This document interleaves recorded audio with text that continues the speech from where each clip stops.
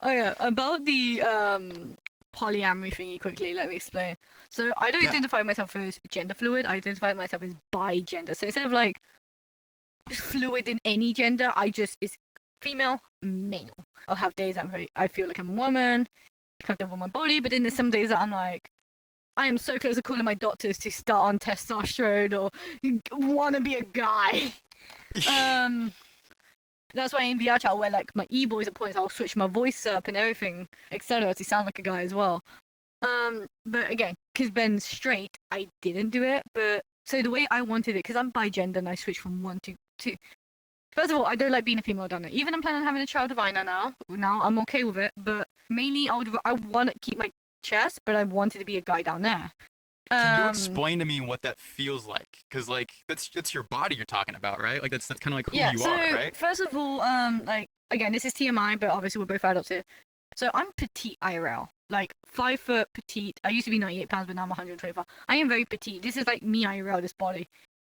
Because I'm so small, I'm also borderline asexual. I don't enjoy anything going in there, even tampons as a bitch. Like, I've never enjoyed sex, even toys. I rather use anything vibrating on the clitoris rather than anything. I've never been enjoyment. Foreplay to the wind. Whoa. I'm not into sex.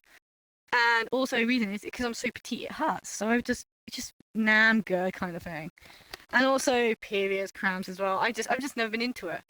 So I thought, I might as well be a guy. I'd rather be a guy. And I do get more sexually active and more horny as a guy.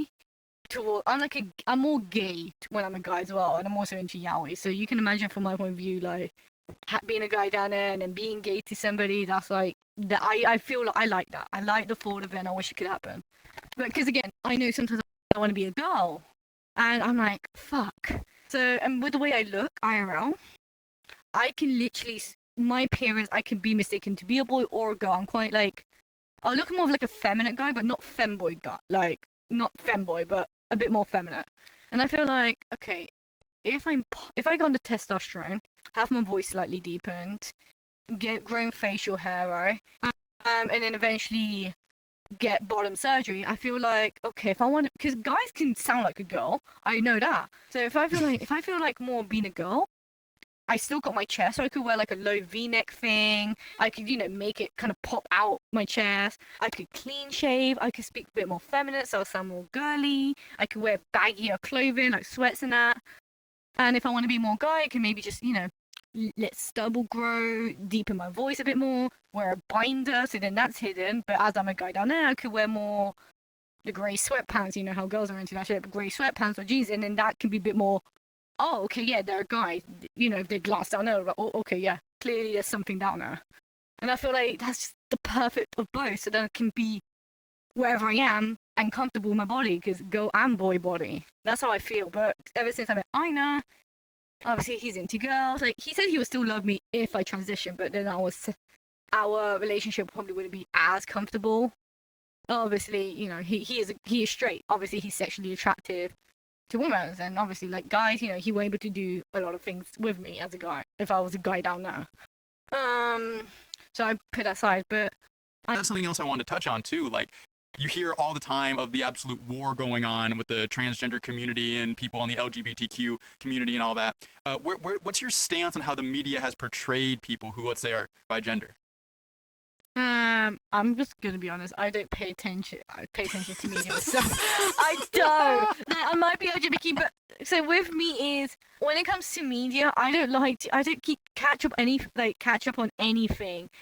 Whether it's drama, like even with TikTok drama, like half the time I'm like, hey, what now? What? Wait, what's this? I don't pay attention, so I don't look at like the protest that's happening or this and that. It's like when I get people the whole Palestine or Israel or well, do you support those or do you support LGBT or what's your opinion? I'm like, I don't like. For me is be happy what you are. I really just don't get why people have to make big deals of it. If someone hates on it, okay, cool, they hate on it, but whatever. Just I'm being me.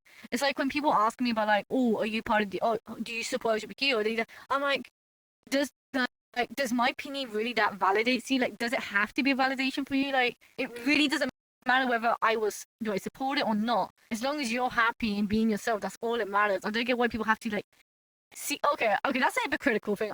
I seek validation from everyone. Am I annoying to you? Oh, did I upset you? Oh, I'm always like seeking like some sort of support out. But when it comes to like, for me is when it comes to like, you do you. Label whatever makes you comfortable, but just be yourself. Don't just do it as a trend or a fad or anything like that. Because I've noticed a lot of people do it for trends. It's like with DID as well. Like I have possible OSDD, which is a subclass of DID, and I'm in the midst of with my doctors actually figuring it out.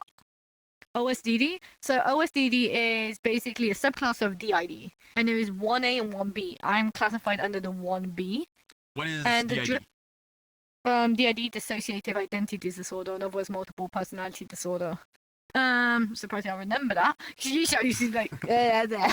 But OSDD 1B is like a subclass. It's like going autism and Asperger's or PDA autism. It's like still under the umbrella. But with the differences between OSDD 1B, from what I'm learning, because I'm still learning it myself, is the amnesia barriers is very fragmented or bare to none. And yeah, that's like the main thing. So I've noticed, because I always thought, oh, it's just my autism, it's just my ADHD. But over time, a lot of people have been pointing things out. Like, are you sure that was you though? I'm like, what do you mean by that? Because like the memories are shared. It's almost like, I don't know. Like, there's not like, oh, where am I? Or what am I doing? Oh, wait, who was out talking to you? It's not like that. It's slightly more like, I kind of just phase out for a second and here I am, somebody else, and it's like, but I'm still there. I'm watching everything. So it's like, oh yeah, oh hey, I've been speaking to you. Oh yeah, I know. Oh, what did it? I just know. So is it kind of like you're there as one person, and then your mind almost kind of like phases, it like switches, so you're still in there, but like you begin to portray yourself as somebody different. Is that a fair assessment? Yeah, for me, the best way to describe it is like a car. Let's say you're driving, I'm in the passenger seat. You're host. You're taking control of the car, and then it's like me, move, get out, my turn now. And then I'm the one driving now, and you're still there, and you're seeing and hearing everything, but I'm the one in control now. That's my way of how I feel in my head. I even made a recent TikTok about the alters about it as well.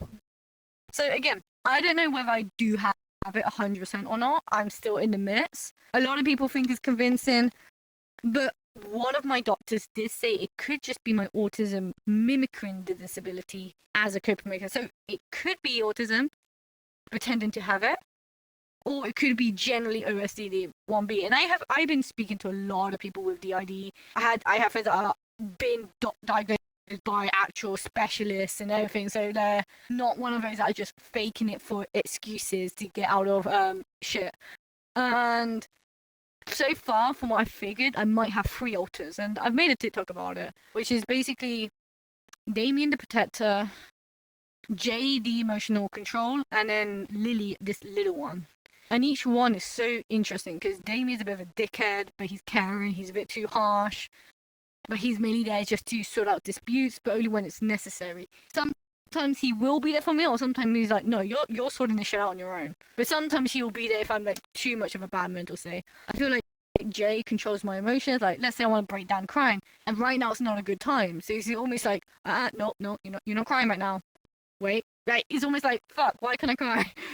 And then Lily's just a little one that just wants to play hide and seek all the time.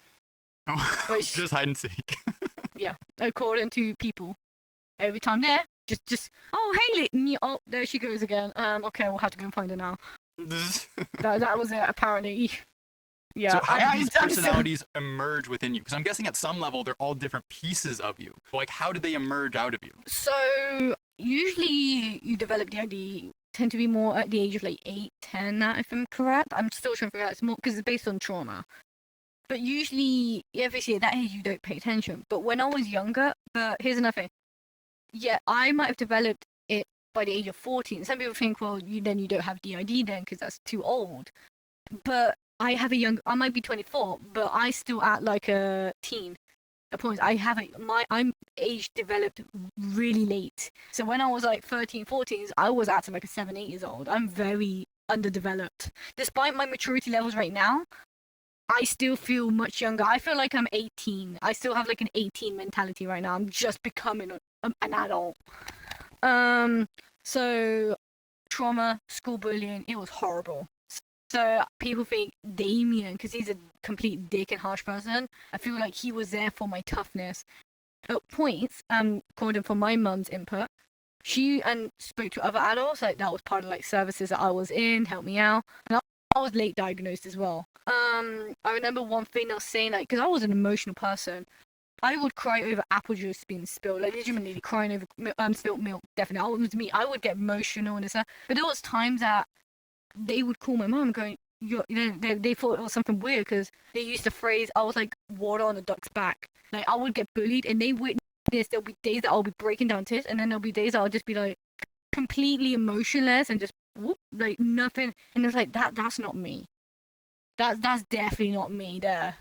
Then that's my first thing. Like, could that have been Jay back in the past? Could he been like, maybe he knew if you showed your weakness then, it would have been a good idea. Maybe he prevented you from expressing your emotions back then. You know what I mean? It's like little things. Like I look back in past, and I even went to my friend going, "Oh, what if this person had this, and that?" Without even saying it was me. And they're like, "Kaz, if you're speaking about you, then yes, you do have the ID, or you do at least show signs." I'm like, "Are you always talking about me?" Well, I didn't, but I guessed.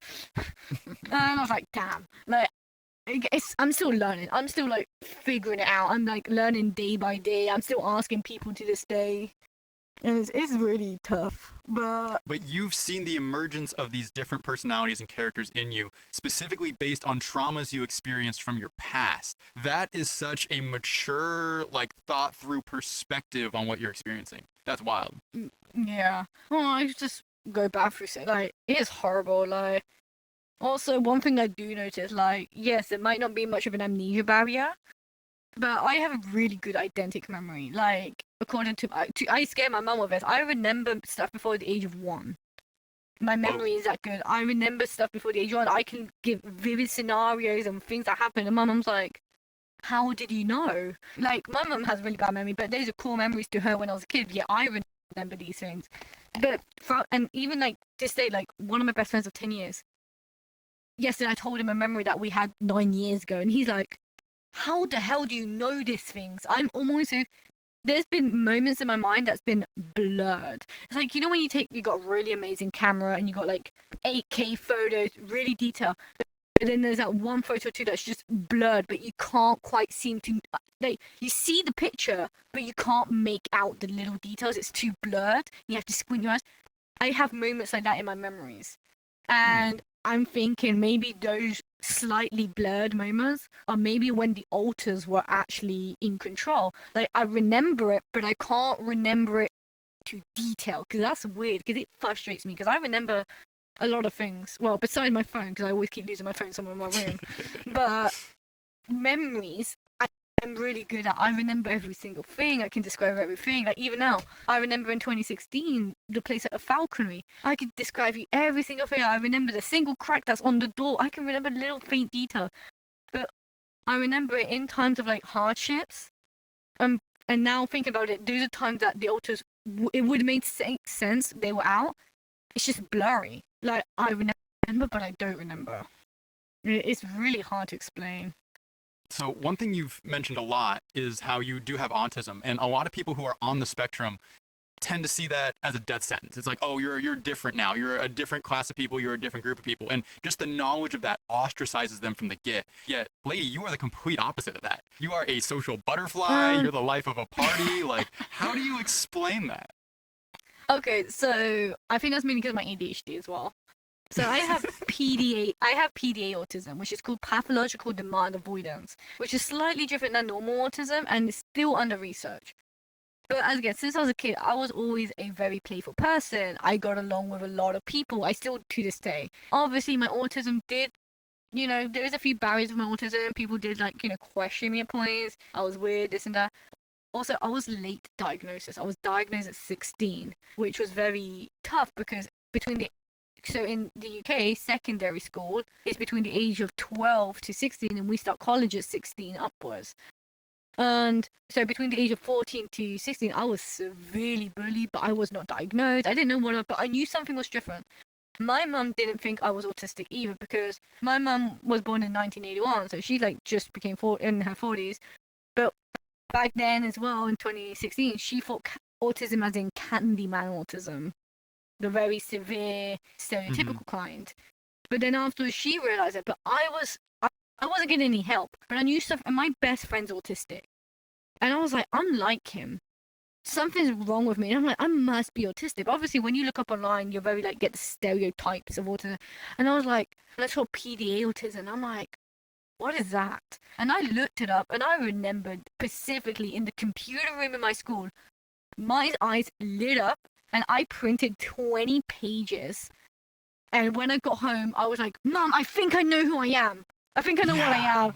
And I just shoved the PDA autism, and my mum read through it, and she's like, wow, this is really accurate.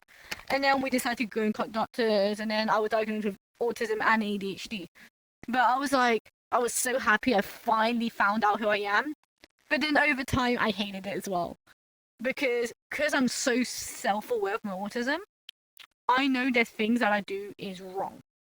But they're not things that I can't stop. They're you. And it frustrates me that I'm too self-aware. Like sometimes, you get some autistic people that will do shit and don't even realize what they're doing. Like some will have to be legitimately looked after, or being really looked after, and won't know what they're doing. But with my autism, I know, and it's like when you like watch a soap or something, like, and you're like to the TV like, no, don't do that. But no matter how much you say no, stop. Obviously, it's a show. It's still gonna happen. And it's like that in my head sometimes. Like I'm doing stuff, and I'm like, no, Kaz, stop. Oh well, I'm still doing it. I can't. And it's like I'm really like I have BBD as well, borderline personality disorder. People think, oh, your relationship's so sweet and lovely. It's all over TikTok. I'm a complete nasty bitch to my partner at points. I'll admit to that. I can be horrendous. So what is BPD? Explain it, and how does it portray in your relationship? Oh god, I can't explain it. Tess, I'm still learning. It's borderline personality disorder. I can't explain it, but my mum has it, and I got a lot of trauma because of my mum. Because of her behavior. So is it like you could be? Tell me if I'm wrong here. Tell me where I'm wrong. Is it like you could be fine one moment, but then it's almost like voices come into your head and start giving you very negative thoughts, and no matter what you do, you can't escape them, and that really just starts eating away at your mood and makes you emotionally like aggressive? I guess, yeah. That's a good way of explaining it. Yeah. So with me, the little things bug me. Again, I think it's like a mix of it's like almost like a fucking cauldron for the potions. It's part of my ADHD regulates my emotions, so my ADHD this, my autism with the neatness, and then my PD. It's like, when my moments, it's not just one thing, it's everything. So when I think of one bad thing, I'm thinking of what's happened the past 20 years of my life into the cauldron as well, which is nothing relevant. But like with my partner, actually, right, hang on, I'm gonna show you what I mean. What's in my hands right now are over 10 letters that he wrote to me while I was at his house when I had my meltdowns. And you can just understand, it's not his fault, but he felt the need to say sorry. Aww. Such as, I'm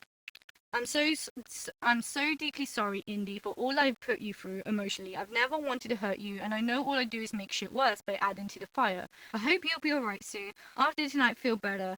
And I deserve this. I should have known better. You don't have to forgive me. However, here's some cheese. Another one. There was a slice of cheese next to the piece of paper. That's why. I'm sorry, indeed. I didn't say anything to defend you. Maybe I am a shit boyfriend because all I've been doing recently is upsetting you and apologizing for all of that. For all that, all I can say is confrontation like that is simply or just simply taking a situation like that. It's hard for me. Another one. Here it is. Am I just going to write this out loud speaking because obviously I'm horrible at using my mouth to talk. First of all, I just want to sincerely apologize for what I said and how I said it. But yeah, I shouldn't have said that. I'm 100% agree with everything. But all these apology letters, and there's much, much more. Like, I have so many right now, and I kept them all. Yes, he's one saying sorry, but he's actually done nothing wrong. I was so upset, I let it out on him, and I'm kind of like unintentionally, I made him the bad person. Like, oh my god, you've done nothing but this. Oh, why are you fucking like this? Oh my god, can you not think straight? And I'm very horrible on him. But he's always like, oh, I'm just trying to be there for you. I'm like, no, you're fucking not, because if he was there, I wouldn't be in this state. This is because of you. And it's not. It's not because of him. I might be acting like this because I might have dropped my sandwich on the floor and now it's all dirty and I wanted that sandwich, not any other sandwich, that one. Don't want a new one, mate. I want that one, but I can't eat it now. It could be over the most petty thing, but I would lose my shit with him and he would try his hardest. And all these letters, he's apologizing like if it's his fault. No, he's done nothing wrong. He's never upset me my whole life. But yet, these is because of my outbursts. And Gotcha. yeah. Could you scoot just a little bit in so you're like in between these cameras here? Just make sure you're recentered. But something I want to say on that is, do you guys have any vocabulary you use that, like, when you know that's coming on and you know that those emotions are riding inside of you, that you can let him know something so he knows that this is just like a piece of you? He knows. So he is one of those. He knows when it's that, because the way I am, my tone of voice changes. My word is, I am very nasty. Like, I say shit that I'm like, I would honestly rather cut my tongue off so I wouldn't say any more things like that. Like, it's so bad, so bad, but he can tell. He just knows, and like, it does hurt his feelings, and he told me about that, and obviously we know it hurts his feelings. It hurt my feelings that I'm doing that to him, but he does, like, at this moment, he just knows to not take anything personal, even if it hurts his feelings, just hold his breath, be there for me, try to help me out. And then once I defuse, usually I'm the one going, I'm sorry, I'm this. Hey, listen, I'm always making it up for him. Hey, you want to get some food? Like, you deserve a McDonald's after you putting up with me like this. I always, because I know, I hate it. That's because of my mother as well. Like, 1 minute my mum's lovely, goofing around, going into my room, being a complete idiot. Next minute she tries to slash me with a knife. Oh my god. Yeah. Yes. As you're describing this, you're making me think, oh my god, that's my mom. My mum's the type of person, and this is because I have BBD. Hey mum, are you okay? Can you just fucking leave me alone? Like, if you ever care, just fuck off. Leave me alone. Don't even want you on my side. Alright? 5 minutes later, no one's there for me. No one's even bothers asking me how I am.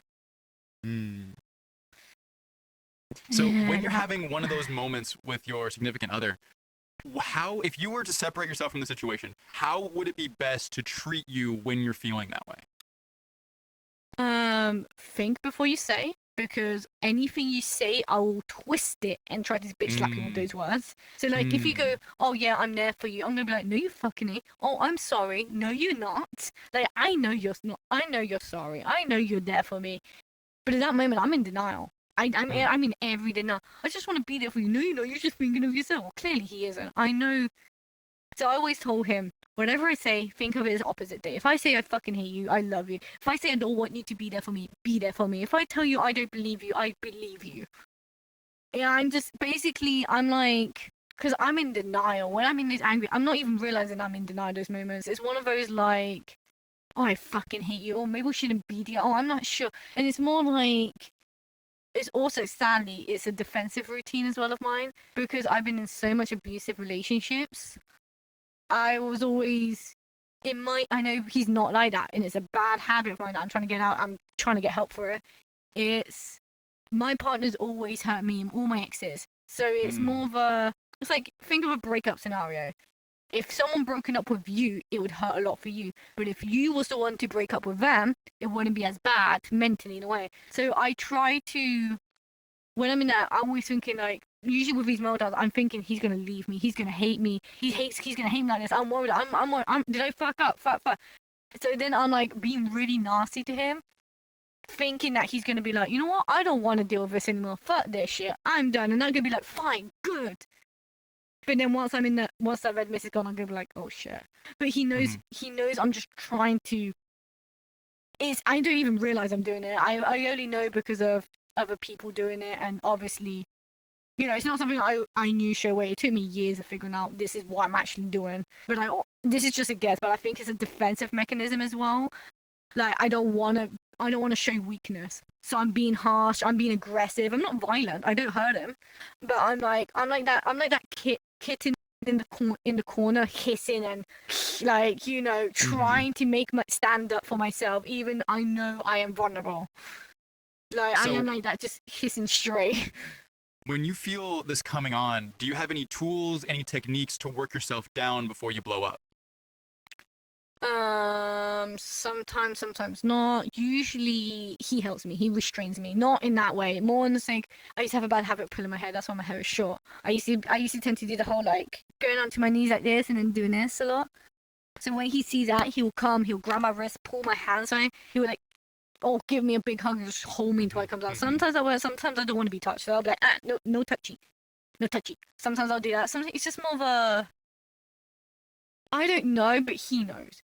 I know knows what to do. I still do. That's why I did the whole here's some cheese because he knows I like cheese. So he would like, maybe give her nuggets, give her food, give her a comfort drink. There was these lovely herbal sprays almost, like lavender sprays. What is it? Yeah, the one that he sprayed that I took it back to K was this stress relief with eucalyptus, citrus, and spearmint oil. And you spray it in the air and it smells so good. And it's like, he was spray that so then I can just sniff. Like, I can just smell it, maybe focus on the smell. We've got these sensory lights. Maybe I can just focus on the lights. Like, it's more, you have to distract me. You just have to find a way to snap me out of it. There's no, like, oh, yeah, like, the big no-nos is, oh, just breathe or calm down or count to 10. Anything that That's seems only a bit gonna make it patronizing. worse. Yes, because for me it seems patronizing. Even if it isn't, for me it just seems like it's a very patronizing thing. Also, Does space work for you? Like, if you would just disengage, come back in like 30 minutes, an hour, like, does that work, or are you just still just gonna be like winding yourself? sometimes I curl up in a ball. I just curl up a ball and like hide myself in the blankets or something. And then Ben will tend to like slip a plushie or something. I like, or brings the dogs on. Ben hates the dogs on the bed, but he would put the dogs on the bed just for me.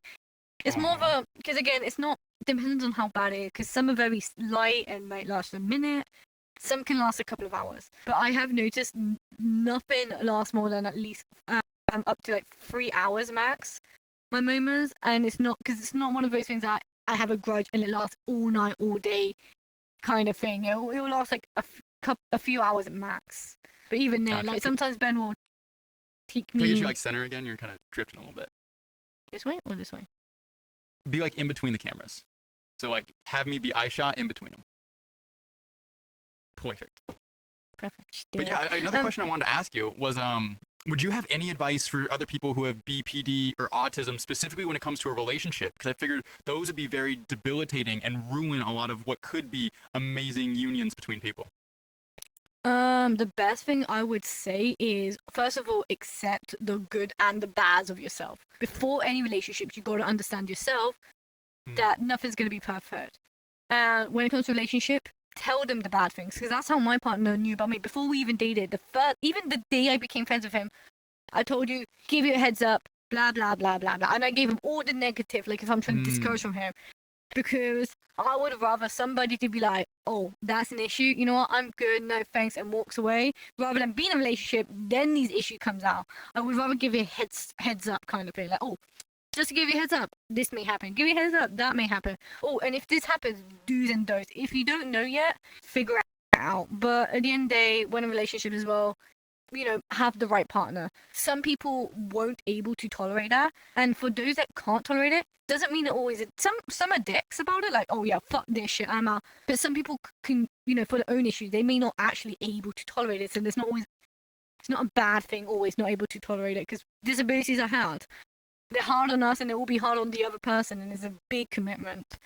But my thing is be yourself, no matter what, even at the worst. And that's the thing, if you have like an autistic moment or a BBD moment or a DID coming out and lashing out or whatever, if you have an argument with your significant other that is actually mainly focused on your disability, don't break up from it, because that's not just about you. Because I have so many people that will see 20 amazing things, one bad thing, and that's all they see of me. Now, that one negative thing. But I'm always going like, hey, yeah, I know that's a negative thing about me, but what about all the other goods? You like hanging out with me, right? Yeah. Am I a nice person? Yep. Am I caring? Yep. Am I loyal? Yep. Then think of all of that as well. it's There's one just thing I it want is to echo with tough. what you just mentioned there. It's like when you get into a relationship, I'm in a 6-year relationship, just got engaged, love of my life. And if I could point to one thing that really made or broke our relationship, it was what my girl did early. So as soon as you meet somebody and you just start going out, you out there on the scene, you're playing Mr. Cool, you got to come off as like, oh, I'm the best at everything. You're putting on all these fronts to hide your insecurities. And it was only a couple weeks into our relationship where my girl broke down all of those barriers. Over text, she's just like, hey, look, I don't know what your intentions are here, but if you want to be with me long term, here's what you're looking at. I struggle with this. I have this as a problem. This is where I'm weak, and this and that. And she just laid it all out in the open. And it just left me absolutely flabbergasted because I sat there, somebody who was hiding my insecurities, playing myself up to be 1,000 times Mm, what I actually am. And then here she is being truthfully and painfully honest with me. And it was yeah. just at that moment I realized she will be honest with me no matter what. In the hard times and the good times, she's showing me right now honesty is more important than putting on a front. I said Yeah. yes. Despite that, I laid down all of my insecurities, weaknesses, and failures, and it has been a glorious, wonderful relationship ever since because I know she's going to be honest with me and she's always got my back. Yeah, that's what I said. Like, even not just relationships, I'm like that with all my friends. Every time I'm with my friends, I always give them a heads up with things because at the end of the day, it's who I am, and I'd rather have somebody to accept all of me or none of me. Like, it's not. I don't want people to pick both of me. Yes, no one's gonna like my bad side, but we all have our flaws. That's the thing. Even a non-neurodivergent person or neurodivergent person, like we all have our flaws one way or another. At a certain point, we just have to accept us all.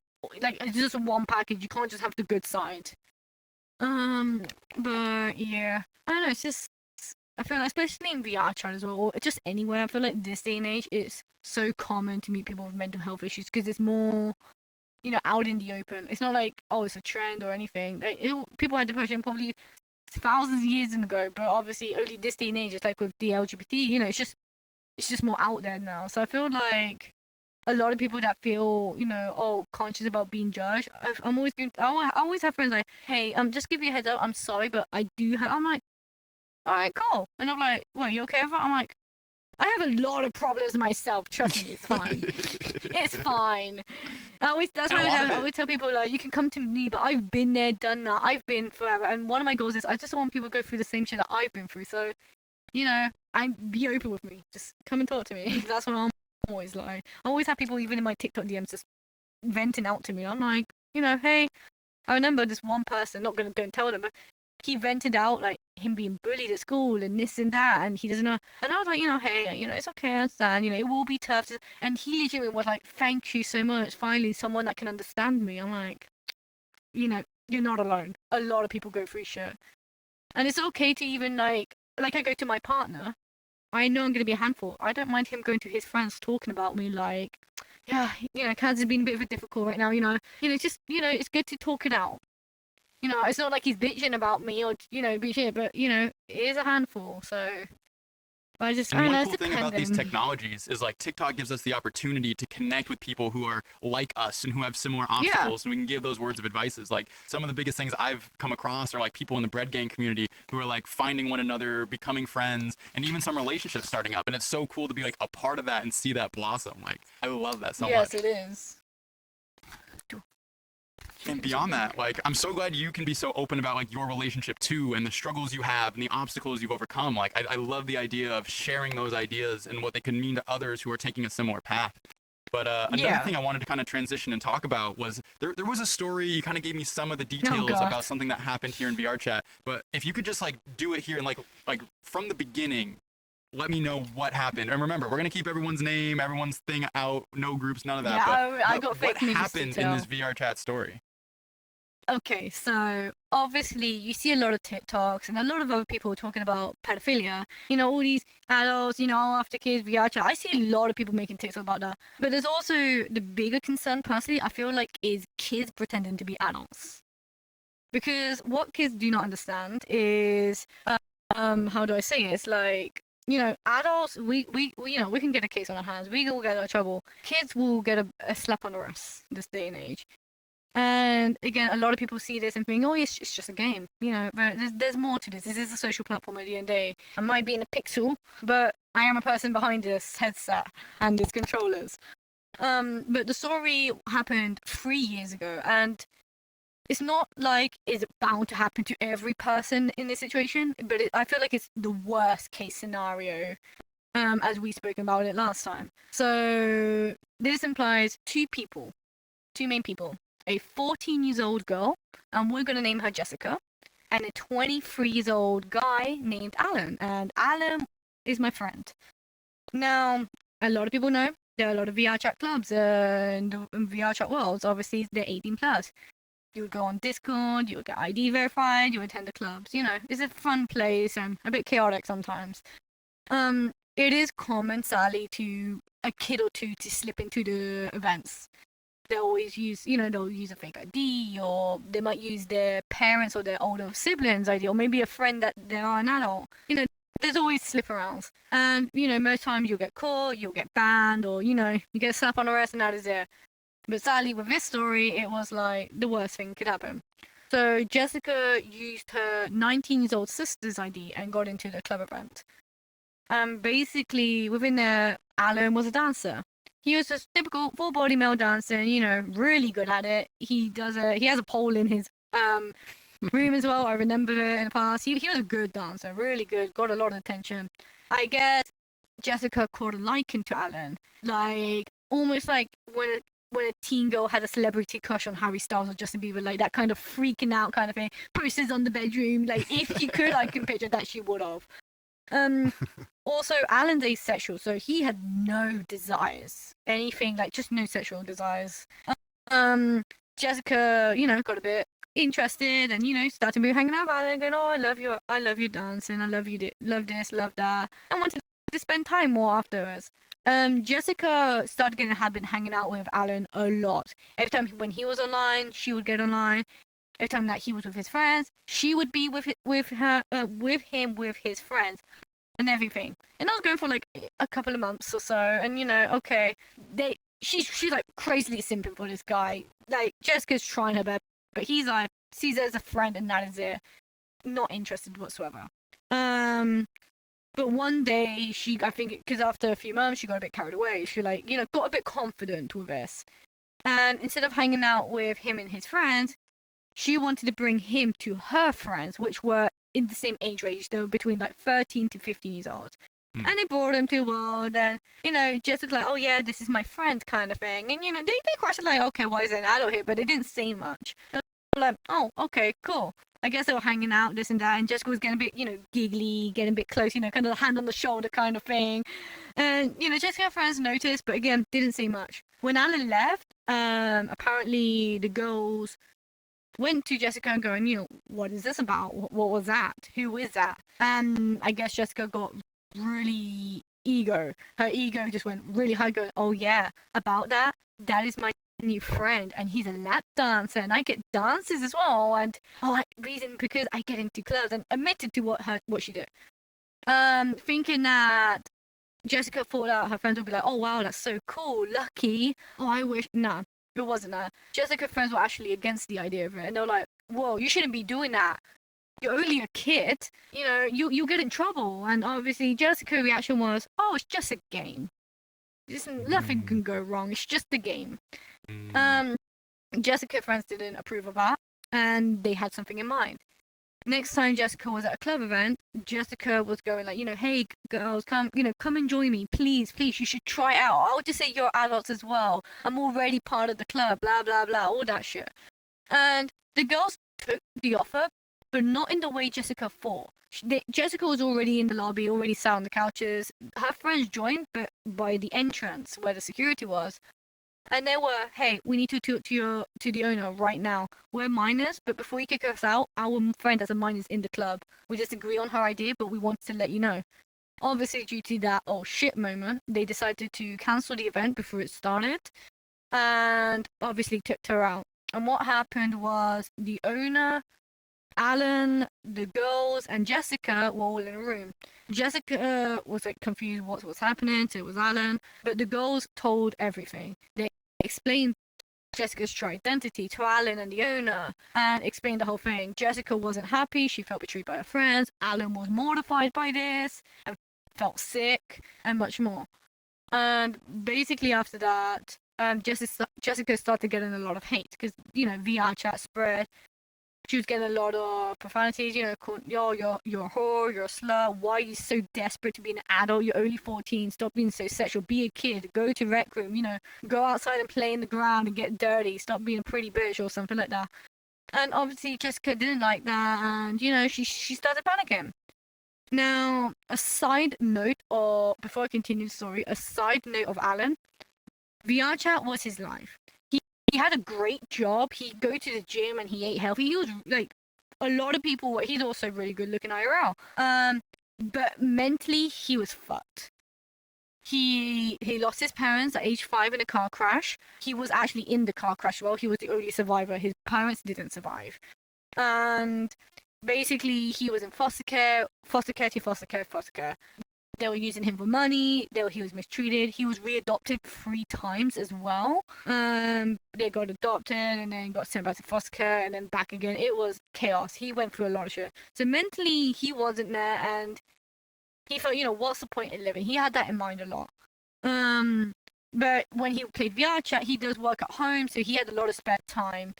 His work was very he can do a lot when his own hours. It was almost like he just had a lot of money, that's all I can say. So he had all the equipment, he had a good house, he went gym, healthy, everything, happy. It seemed happy, but deep down he wasn't. Now, when Jessica was getting attacked by all these shit, obviously a 14-year-old, she panicked. But rather than to admit her mistakes or run away or leave or change her identity or anything, she decided to play victim. She started going, oh, it wasn't me. It was Alan. Alan was the one that made me go into clubs. Alan was the one that made me to be his lab, and almost implying that he was a pedophile, and which he wasn't. He was asexual. He had no sexual desires at all to anyone, even adults, in that matter. But started playing the sob story, and obviously, who are you gonna believe? A young, innocent-looking girl or an adult male? Because usually the adults go, well, you should have known better. But how was he supposed to know better when this person was lying and being deceiving? But due to that, and this was 3 years ago, so this was before the EAC, the Easy Anti-Cheat, so we had client users and the major gang monkeys and everything as well. So once you started playing victim, the tables have turned, and everyone started attacking Alan. But with the go and kill yourself, fuck yourself, why even here, you're disgusting. And yeah, some people can, whatever, brush over their shoulders, it's just threats. But because of his mentality, it was really bad. One day he got off VR chat and we noticed he wasn't online for a few days. And one of his friends joined and told me that they haven't heard from him for a few days, and they got the police to go to the house and they found his body next to his bed. He decided to commit suicide due to all these events. And all that was written on a piece of letter next to him was, I'm sorry, I didn't have much in real life, and VR chat was a fun place for now, but I guess my time is over. Oh my God. And that's all it said.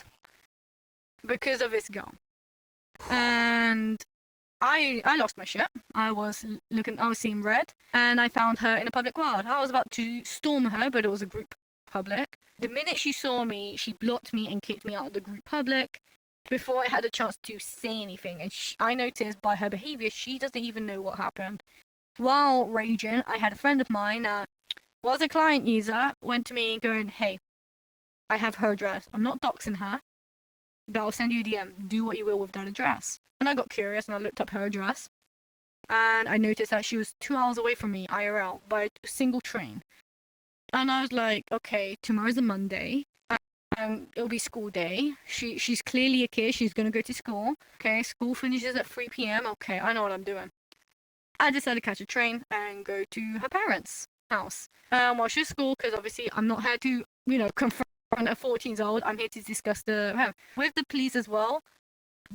There was an investigation on his death, but they just thought of depression and suicide, not realizing this. Yeah. So when I went to the house, I knocked on the door and I was like, hey, do you have a daughter by name Jessica? Does she have a quest? Does she play VR chat? And I'm like, yeah, how do you know all of this?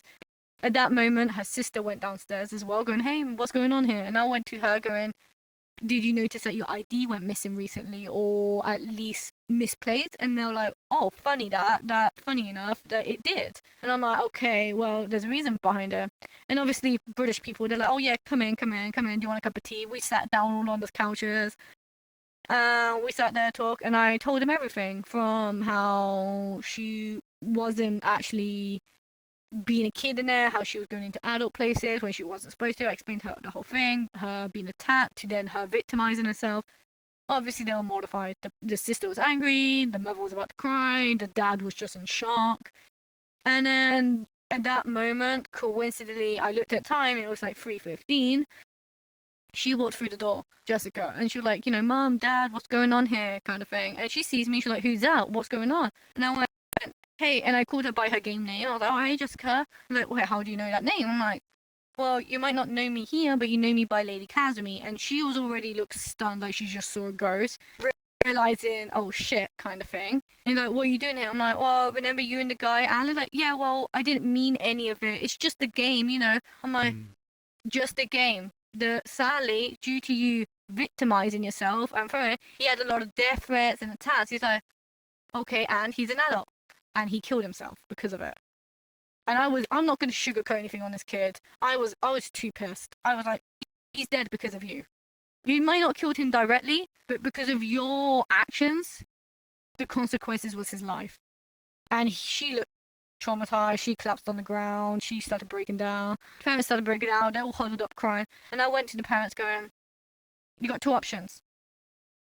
Well, actually, we got three options. I could go to the police and report it for you if you guys want me to, or I can leave it in your hands and you can report your own daughter if you want to. But the other thing is, get her help. We agreed that they're not going to tell the police. The reason for it as well, deep down, like, I didn't exactly have any family left. He had no family. He only had 2-3 friends, so it wasn't like, the investigation. There's no, there's no one to tell. No one's gonna know except for me and a couple of his friends. There was no will. There was nothing. But so I was like, I told him that to get help, especially. So they were taken to therapy. Jessica did. All her electronics were sold, not confiscated, but generally sold. The sister moved out as well because she felt like she couldn't trust being in the house either, and she moved in with her partner. A year after that as well, I was actually getting updates because I exchanged phone numbers with the parents, and they would send me updates every month about her improvement. I didn't need to know. I told them they don't have to, but they told me they felt the need to do this as a way of just, because the fact that he's passed away and everything, he's dead, and there's no one else to tell, and like, kind of more feel like, okay, at least she's getting better, I guess. 2 years after the said event, she actually joined VR chat, but through her friend's headset, and she found me, and she actually sincerely apologized, like, not just a forced I'm sorry. She was 16 at the time being now. She was acting much more mature for her age, and I was really proud of her. And yeah, but I said to her, but here's the thing, it's not just me. And I was like, alright, I'm gonna send you something. Do you have Discord? Do you have this? And she gave me her infos, and I sent her a list of 52 usernames on VRChat and told her that she has to apologize to every single one of them. And in that 52 list is from VRChat families of Alan and friends of his to even the club owners of the club. The club they closed down the club because that fucked him over as well. I'm not even going to mention the club's name. It was a small club, so it wasn't like one that people would recognize, even if I was to say its name. But yeah, so that happened, and she did actually apologize to all 52 people, which was impressive. And so far, now looking back, she'll be around 17. I have no contact with them at all now. I changed phone numbers and everything, so I completely lost contact with them. I even threw away the address because I don't need to know anything anymore. But that's what happened in VR chat, and this is why people need to know faking your ages is not just a game. So that was my next question for you. One, what was it like emotionally to go through that from your perspective and what you think Alan was experiencing? And two, what do you think the lessons are that we can learn from a situation like this? Well, funny enough, I was doxxed and accused as pedophile in the past as well. because I Hmm. had some kid pretending to be